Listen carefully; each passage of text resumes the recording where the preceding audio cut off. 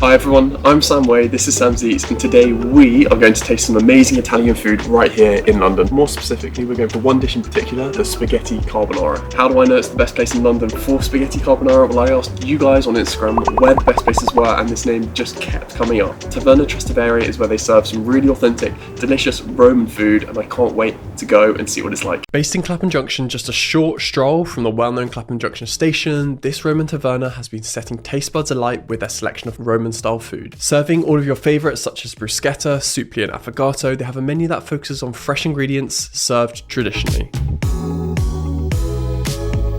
But it is the carbonara that is the star of the show, and I'm very excited to see what makes it so special. Spaghetti carbonara is famously associated with Roman cuisine, but like a lot of Italian food, its origins have been disputed, with many believing that the dish is of Neapolitan descent, coming from the word carbonaro, which means coal burner. This was supposedly a dish created as a hearty and easy to make meal for the workers who were working long hours outside. On the other hand, there's another theory that links the dish to the Allied forces' liberation of Rome in 1944, as American GIs brought their ration of eggs and bacon into local restaurants to use. Either way, the spaghetti carbonara is a staple of Italian Roman cuisine, and I cannot wait to taste Taverna Trastevere's version of it. So we're out of the taxi, we're near the restaurant, we're going to go in, meet the team and try some of this beautiful carbonara. This is Nicholas Vaporidis, the co-owner of Taverna Trastevere. He's a famous Italian actor who has starred in many big movies and TV shows. However, speaking with him, you can just tell he has an unrelenting passion for food. Even our Italian videographer, Valentina, has watched him in many teen comedy films. Thank you so much for having me, Nicholas. How did you get into this? Because you're an actor by trade, aren't you? That's been your career, and you're now in the restaurant world. It seems pretty amazing. You're kind of fingers in all pies. Yes, it is. It's a different job, but same satisfaction, because here every time we are entertaining people, so we think about the restaurant as a stage. And yeah, it all happened 4 years ago. Alessandro and I, my business partner, we were having a drink just there across the street and wondering how nice would it be if we can have a restaurant like this. Alessandro went here talking with two guys that were owning this place, and nothing, after a month, we got the keys. 4 months later, bang. That venture started. And yeah, carbonara is our best seller. Also because we are very into carbonara, Alessandro and I. So we are from Rome and we decided to call this place Taverna Trastevere, which is the area in Rome, which is kind of a village within a city where I come from. We named this place after the neighborhood in Rome. So, what makes this like the best carbonara? Obviously everyone's been saying it. What makes it so good? And actually just like in general, what makes the food here so special? I'm glad to hear that you consider our carbonara the best carbonara. I don't want to say, yeah, it's the best, even though I think it's one of the best. But what makes... It's the best. It's the best. All right, thank you. He says that. And I agree with him. So we did a lot of research here in Italy, trying to find the balance, how to, to make it better and better, in order to have the best carbonara with the fresh pasta. We are still looking to make it better, every day. All the ingredients come from Italy, that's why they cost a little bit more than all the ingredients you can find in UK. But that's the only way to make a proper carbonara. You cannot use bacon, you need to use guanciale, no cream. No. It's strictly forbidden, it's against the law. I bet you have cream in yours. I bet you, behind the closed doors, there we go, Nicholas's. No, absolutely not. It's like if you want to have a cheeseburger without cheese, yeah, it tastes good, but it's not a cheeseburger. So that's the point. There we go. So do you think I'll be able to recreate this carbonara at home? Is it doable? Well, you want me to be honest or you want me to be nice? Be honest. Like, is making a good carbonara at home doable? Yeah, of course. I tried many times. I never realized it's so difficult to make it, that only here you can make this way. So yes, of course you can make it. Of course you can make a very nice carbonara. Same level you can have it here? No, I don't think so. Not even me, not even Alessandro can make it. Yeah, 100%. Probably only the chef. Challenge accepted. Well, thank you so much for having us. Mate, thank you for coming. I'm looking forward to see you again with your friends, with your family. 100%. And I'm going to get in the kitchen now. Yeah, please. Try this carbonara. I'm very excited.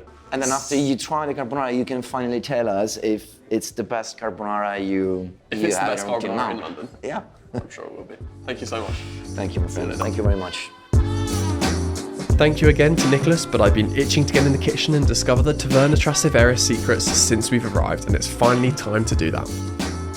Here to help bridge the language gap between Chef Ivano and I is Nicholas's co-founder Alessandro Ambrosi Grappelli. Nicholas and Alessandro have actually been best mates for 25 years. Nicholas was best man at Alessandro's wedding and is even godfather to one of his children. Carbonara is made with really simple ingredients. You have the guanciale, which is the main ingredient, Italian eggs, the pecorino cheese, and black pepper. So where do you get your guanciale from? So that comes from Italy, of course. I mean, all the guanciales are coming from Italy. There are some English ones. So guanciale, like everyone knows, is the cheek of the pig, and it's cured, and obviously with salt and black pepper. Can you eat it raw?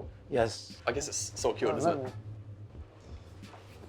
And you see, the fat melts in your mouth. That's good. Right? That's really good. So with that, we are ready to go Nice. on a pan. There are many secrets on a carbonara. One of the secrets is that when you cook the guanciale, you want it to sweat out. So in we go in a pan. This requires a bit of time. If you make it at home, you just have to be patient. And there is no oil. So the guanciale is naturally so fatty, which doesn't require any extra oil. So that goes on really slowly. You will see that the guanciale will start to lose all the fat and will start fry in his own fat until it will lose completely the raw fat. Only have this crispy piece of guanciale that when you put it in your mouth melts like a biscuit. Do you incorporate that into the sauce, or do you just use that as a topping? Because I know a lot of people say if you incorporate it into Both. the sauce, it can go a bit soggy. Both. We'll take now once this will be finished. Yeah. We will take a little bit off. We'll put it on a side. We leave a third in the pan. So when we take the pasta off the pasta boiler, we put it in there, cooking with the oil and a little bit of guanciale, and then the rest goes on top at the end. At the end, when it's ready, what we tend to do, put a little bit of white wine, so we stop the cooking process. It creates a natural emulsion with the fat, and that is a half of the cream already that you make. So is that your trick? Because that's I've not heard of that before. Probably I should have said that, but yes, it's one of the tricks. We've exposed the secrets of and I'm sure your that restaurant. I'm gonna slip a few others on the way. So what made you decide on the wine though? Was that just you wanted to test it, see how it was, and then you kind of tested it and it worked? Obviously, if you go back and you read the hundreds of books about the carbonara, where it's coming from, was it the American bringing to Italy, was the Italian inventing it? It was a bit of both, I think. Some of the recipe using the white wine. Yeah. Some of the recipe don't. We do, and we like it. So now we're removing a bit of the guanciale. For the topping later on. For the topping, yes. And the fat goes in the bottom, and a little bit of the fat, which is another secret, will go in the calce, what we call it, which is the egg and the pecorino cheese paste we make. So we use 2 rossi e 1 intero, 2 yolks, and 1 whole egg. So here goes the black pepper. Yep. Here goes the pecorino cheese. And pecorino, not parmesan. No parmesan. Sometimes when the pecorino is too salty, it's been aged a little bit longer, so it gets saltier. So here is the result. So it was not beaten up, it was just mixed with the pecorino, the pepper, and the fat. Now we're gonna put white wine in it, just a touch, and that's it. So the wine will create this natural emulsion with fat. Yep. And it will also stop the cooking of the guanciale. Yeah, you can see it's already thickening. Yeah. So that is your secret. And we are very honoured. One of the many, yes. One of the many. One of the many. Almost ready for the pasta is where the magic is gonna happen. So the spaghetti goes in. Do you cook it to al dente, or do you? It's very al dente, yes. I mean, it's Italian al dente. Yeah. We never wanted to compromise. That's the way it has to be eaten. If you like it, you like it. If you don't. So that's quite nice to know you don't cater Compromise. just for the local palates. No, you we kind don't. of stick to the traditional But one roots. of the reasons why we have 80% of Italian clients is that the Italian living in London, they Nice know at home. where to find. Tanto che se no te sei, dammi tutto. Vai. And now we're gonna make that a cream basically. Yeah. So off the fire, on the fire. You check when it gets to dry. If it gets to dry, you can add a bit of water. Yeah. Question then, when do you add the cream? Which cream? I hope you're kidding.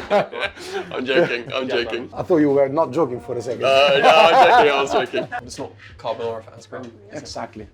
Remind me not to make an adding cream joke into carbonara to an Italian ever again. Look at this carbonara though, the silky texture of the sauce, the bright colour from the fresh eggs, topped with the crispy guanciale. This is a thing of beauty, and if it tastes even half as good as it looks, there's no doubt in my mind that this is going to be the best carbonara in London. Wow.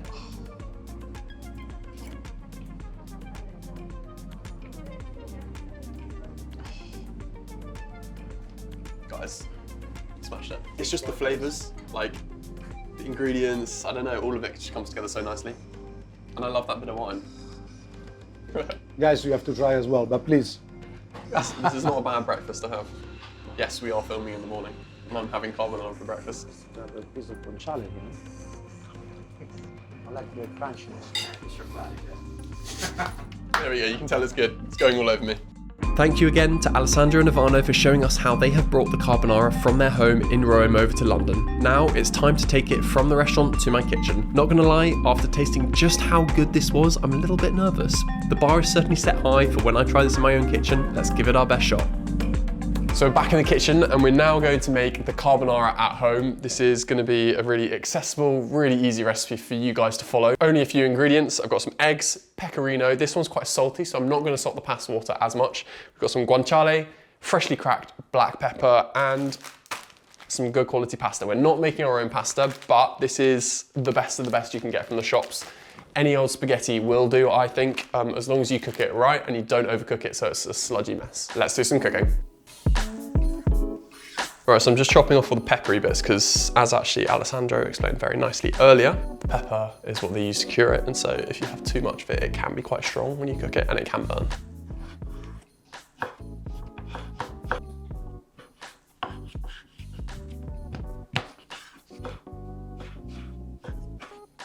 Okay, so we've got all of the guanciale chopped up quite nicely. I've tried to get it in thin little slithers because if it's too chunky, it can be a little bit chewy and a little bit too much. You want nice little crispy bites every single time. If I can get it like the restaurant, then jobs are good. So this is some proper pecorino romano from Italy, and it smells very, very good. Quick side note, as we learned earlier, if it is too salty, don't salt your pasta water that much.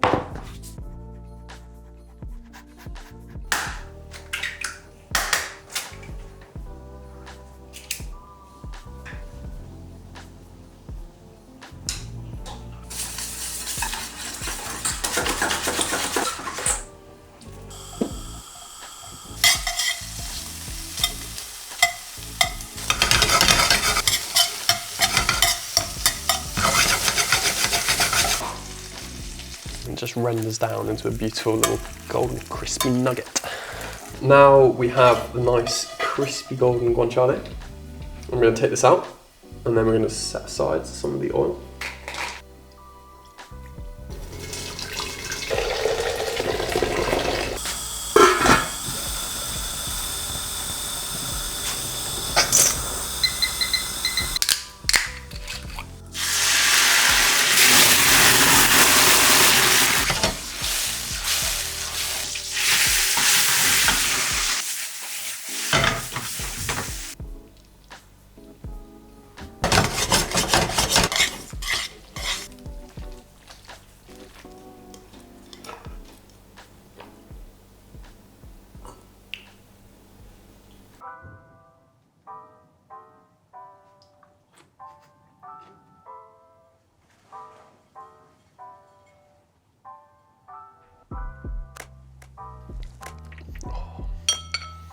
Nicholas, you have some competition. I'm joking. For a home-cooked carbonara, I'm not gonna lie, I think this is pretty damn good.